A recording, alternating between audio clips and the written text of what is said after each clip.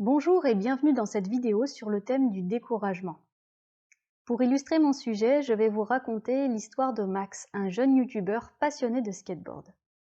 Depuis quelque temps, Max a décidé de conjuguer sa passion pour les figures de skate avec celle du montage vidéo.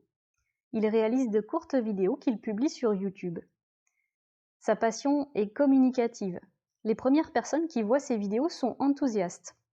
Elles lui font des retours positifs et Max se décide à redoubler d'efforts pour produire de nouvelles vidéos. Il apprécie que sa passion soit partagée et que ses efforts soient récompensés par les critiques positives. Il continue donc à travailler, à se perfectionner, et le succès de sa chaîne YouTube continue de se faire sentir. De plus en plus d'abonnés, de plus en plus de vues, Max commence à avoir un succès qui permet de premières projections. Les personnes autour de lui disent des choses telles que « Si tu atteins les 1000 abonnés, tu pourras gagner des revenus. Et si tu te professionnalisais, tu pourrais vivre de ta passion ?» Max se prend alors à rêver grand. Il s'astreint désormais à produire au moins 2 à 3 vidéos par semaine. Il perfectionne ses figures de skateboard, quitte à laisser de côté des choses qu'il aime, au profit de choses plus spectaculaires et plus risquées, afin d'enthousiasmer son public. Il passe également des heures à se perfectionner en regardant des tutoriels de montage vidéo, mais aussi en suivant les statistiques de sa chaîne YouTube. Il veut savoir quelles sont les vidéos qui ont le plus de succès, qui sont les plus regardées. Et il commence à s'attrister lorsqu'il voit que le nombre de vues diminue. Il commence également à regarder ce que fait la concurrence et à chercher d'imiter ce qui marche. Max commence à ressentir les premiers signes de la fatigue car il s'est beaucoup investi. Mais il veut absolument s'en tenir aux objectifs de production qu'il s'est fixés. Il veut que sa chaîne YouTube atteigne les 1000 abonnés. Il redouble donc d'efforts au moment où il aurait dû faire une pause. Et la qualité de ses vidéos commence à s'en ressentir. Max peine à trouver de nouvelles idées, sa fatigue l'empêche de réussir comme il voudrait ses nouvelles figures, et les premiers commentaires négatifs apparaissent. Max y devient particulièrement sensible. Il est désormais très stressé par le rythme qu'il s'impose lui-même. Il commence à se dégoûter de voir un skateboard car il perçoit derrière tous les efforts que cela lui demandera pour produire sa prochaine vidéo. Il devient à fleur de peau et ne supporte plus aucune critique. Très vite, il est découragé et a envie de tout abandonner. Que s'est-il passé ? Pourquoi Max a-t-il perdu sa passion et s'est-il laissé dériver vers l'envie d'abandonner ? Revenons un peu en arrière. Au départ, Max faisait ce qu'il faisait tout simplement parce qu'il aimait ça.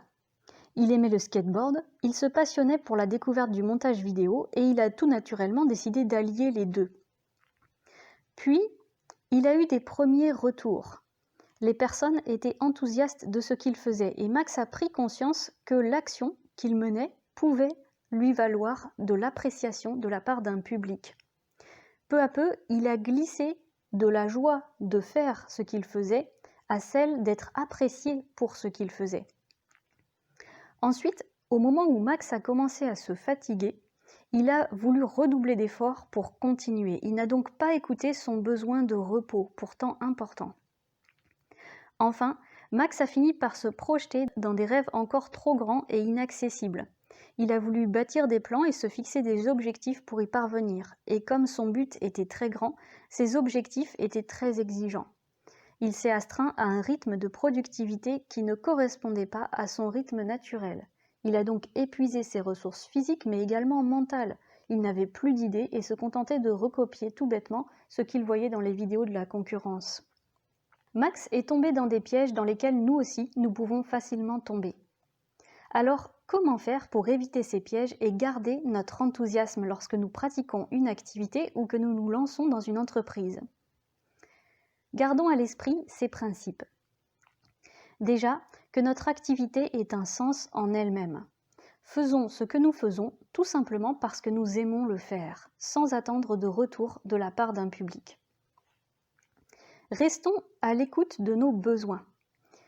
La vie est une alternance d'efforts et de repos. Les temps de repos sont absolument nécessaires. Enfin, respectons nos propres limites.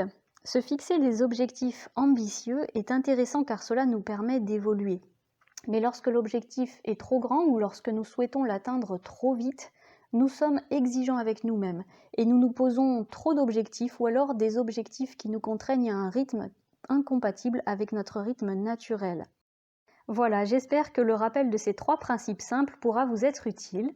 Et si vous avez aimé cette vidéo, je vous invite à cliquer sur le pouce levé ou même à vous abonner en activant la clochette de notification pour être informé des prochaines parutions. Si vous avez des questions ou des commentaires, vous pouvez m'écrire sur coreliaformation@gmail.com. D'ici la prochaine vidéo, je vous souhaite une très belle journée. À bientôt!